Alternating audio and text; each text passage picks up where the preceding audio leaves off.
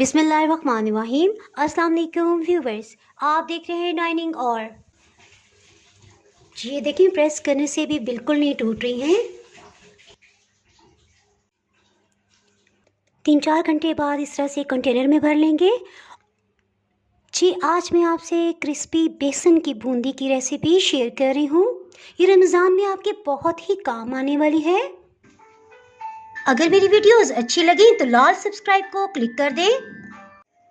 साथ में ये जो बेल का आइकॉन है इसको क्लिक कर दें। इसको क्लिक करने से आपको मेरी हर नई वीडियो का नोटिफिकेशन सबसे पहले फ्री में मिलेगा। बिस्मिल्लाहिर्रहमानिर्रहीम की रेसिपी को स्टार्ट करते हैं। बेसन तकरीबन 14 खाने वाले चम्मच इस तरह से भर के लिए हैं। ये 1.5 पाव की मिकदार में है।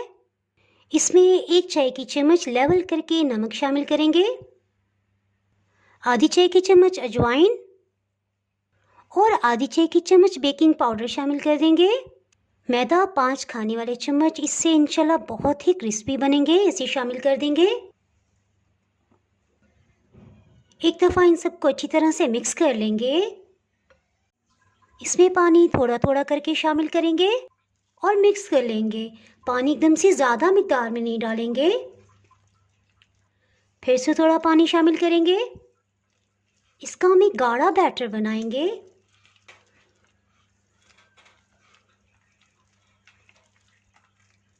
विस्क की मदद से खूब अच्छी तरह से फेंट लेंगे। हम इसे जितना ज़्यादा फेंटेंगे इतना ही ये लाइट वेट हो जाएगा और बहुत ही अच्छी बूंदियाँ बनेंगी। ये देखिए, अगर इसके बैटर को देखा जाए तो ना ये गाढ़ा है और ना ही पतला। ये देखिए इस तरह से है और तकरीबन 400 ml, सवा कप से थोड़ा सा ज़्यादा पानी इसमें लगा है और ये इस कंडीशन में आ गया है।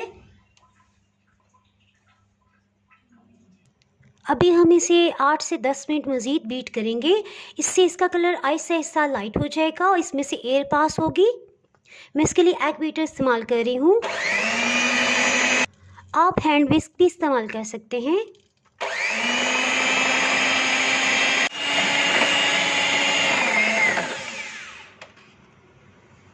ये तैयार हो गया, इसे चेक कर लेते हैं। जी तकरीबन 2 मिनट तक मीडियम हीट पे गर्म कर लिया। हीट भी महसूस हो रही है, लेकिन अभी हम फ्राई नहीं करेंगे बल्कि इसे चेक करेंगे। एक बूंदी को डालेंगे। ये देखिए डलती अगर फ़ौरन ऑयल की सतह पे आ जाए इसका मतलब है कि ऑयल का टेम्परेचर बिल्कुल ठीक है। अब इन्हें फ्राई कर लेते हैं। बैटर को इस तरह से चम्मच में भर लेंगे। इनको फ्राई करते हैं। इसके लिए गोल सुराख वाला चम्मच ले लिया है। हम इसे जितना ऊंचा रखेंगे इतनी ही गोल गोल बूंदियाँ बनेंगी।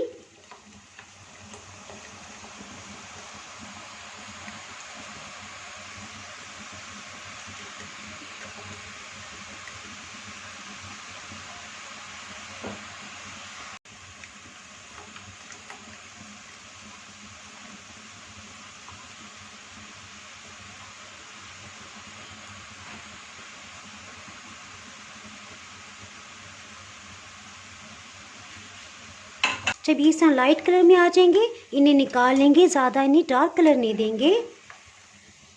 टेम्परेचर को बिल्कुल भी लो नहीं करना। और थोड़ा सा इस तरह ऊंचाई से जब हम डालेंगे तो इंशाल्लाह बूंदियाँ बिल्कुल गोल गोल बनेंगी।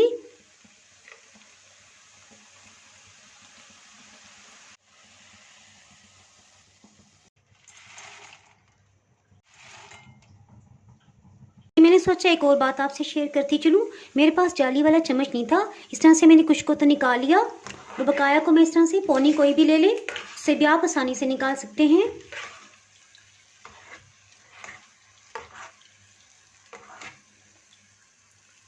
ये देखिए लाइट ही येलो कलर के थे तो हमने निकाल लिया। जी एक दफ़ा इन सबको इस तरह से निकाल लिया है। अब हम इन्हें दोबारा से फ्राई करेंगे। इन्हें कढ़ाई में डाल देंगे। हीट को बिल्कुल लो रखेंगे। इनको अच्छी तरह से इस तरह से उल्टा पलटा लेंगे ताकि इनको यकसां हीट मिले।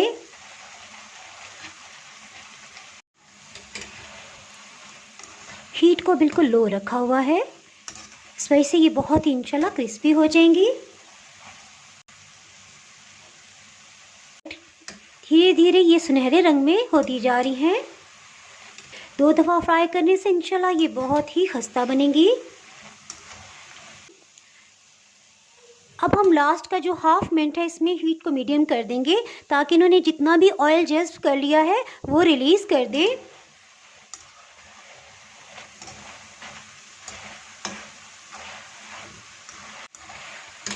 इसके साथ इन्हें निकालना शुरू करते हैं, हीट को ऑफ कर देते हैं।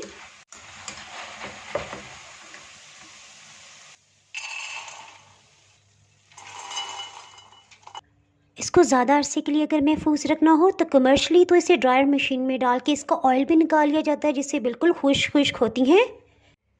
इस तरह से मैट पे सब बूंदियों को पिला देंगे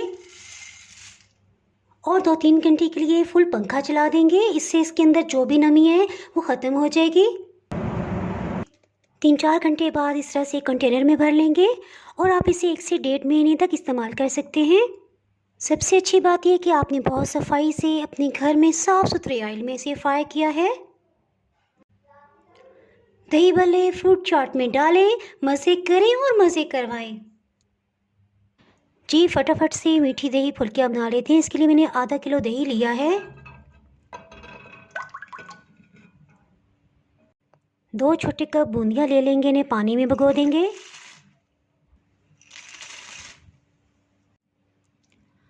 तकरीबन 10 मिनट तक इसी तरह से इन्हें पानी में डिप रहने देंगे। इसमें कुछ भी मिलाने से पहले थोड़ा सा दही चख लेंगे। मीठा दही लगा है। मीठी दही फुल्कियों में मीठा ना जाए ये तो हो नहीं सकता, सो हम इसमें चीनी शामिल करते हैं। 4-5 टेबलस्पून डेयरी क्रीम इसमें डालेंगे, जो सिंपल हम रशियन सैलेड में डालते हैं। इसे अच्छी तरह से मिक्स कर लेंगे कि दही में कोई भी लम्स ना रहे।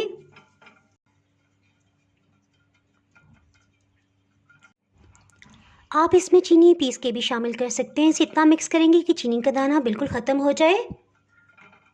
चीनी इसमें 4 टेबलस्पून डाली थी क्योंकि मीठा दही है। अगर आपका दही खट्टा हो तो आप चीनी ज़्यादा भी डाल सकते हैं। बूंदियों को इस तरह से लेंगे, हल्के से इस तरह प्रेस कर लेंगे, इसका फालतू पानी नीचे चला जाए। इसे दही में शामिल कर देंगे। जी ये देखिए, प्रेस करने से भी बिल्कुल नहीं टूट रही हैं।